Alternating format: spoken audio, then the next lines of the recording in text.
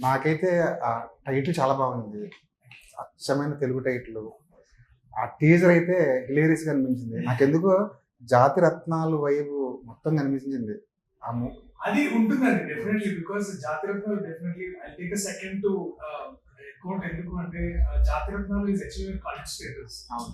ఎందుకంటే ఒక చిత్రం బాగా ఆడి దాన్ని ఆ టైంకి బాగా ఆడి అది ఇంకా జనాల నోట్లలో నాకుతుంది, లేకపోతే ఎప్పుడైనా ఇట్లా రిఫరెన్స్ వస్తుంది అంటే it is slowly achieving cult status.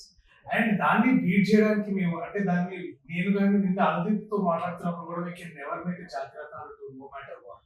అది ఎందుకంటే ఆ టైంకి ఇది సరిపోయింది. సో ఇప్పుడు ఏంటంటే ఈ మిత్రమండలి ద్వారా దాని మీద రీక్రియేట్ చేయాలనే కాదు, డెఫినెట్లీ మీకు అక్కడక్కడ అట్లాంటి షేడ్స్ కనిపిస్తాయి కానీ ఆ వరల్డ్ కి ఈ వరల్డ్ కి కనెక్షన్ నేను ఒక్కడే అంతే. విజువల్లీ డెఫినెట్లీ అవి కూడా మాకు కొంచెం అసెస్ చేశారు అప్పుడప్పుడు.